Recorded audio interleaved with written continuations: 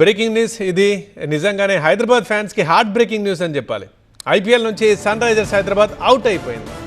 Eliminator మ్యాచ్లో Rajasthan Royals victory సాధించింది. 47 పరుగుల తేడాతో హైదరాబాద్పై గెలుపొందింది. హైదరాబాద్ 196 పరుగులకి ఆల్అవుట్ అయింది.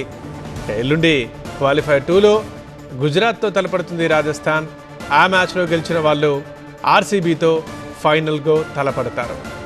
రాజస్థాన్ రాయల్స్ ఎప్పట్లాగే సూర్యవంశీ చెలరేగి ఆడడం వల్ల 243 పరుగుల భారీ స్కోరు చేసింది. 97 పరుగులతో సూర్యవంశీ, 50 పరుగులతో జూరేల్ అద్భుతంగా రాణించారు. ఇక సన్ రైజర్స్ హైదరాబాద్తో జరిగిన ఎలిమినేటర్ మ్యాచ్లో రాజస్థాన్ రాయల్స్ 20 ఓవర్లలో 8 వికెట్ల నష్టానికి 243 పరుగులు చేసింది. వైభవ్ సూర్యవంశీ 97 పరుగులు చేసి త్రుటిలో సెంచరీ మిస్ అయ్యాడు. ధ్రువ్ జురేల్ 50 పరుగులతో రాణించారు. ఈ మ్యాచ్లో 29 బంతుల్లోనే 97 పరుగులు కొట్టాడు సూర్యవంశీ. ప్రఫుల్ హింగే బౌలింగ్లో అవుట్ అయ్యాడు.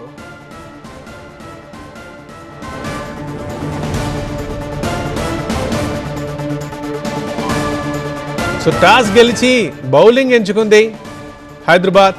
కానీ అక్కడి నుంచే ఇక ఓడిపోతామన్న టెన్షన్ పట్టించారు రాజస్థాన్ ఓపెనర్స్. ఇక ఏ దశలో కూడా హైదరాబాద్ ఒక రకంగా పోటీ ఇవ్వలేకపోయిందని చెప్పొచ్చు. మొదట్లో ఒక 5-6 ఓవర్లు బాగానే ఆడిన తర్వాత క్రమం తప్పకుండా హైదరాబాద్ వికెట్లు కోల్పోయింది.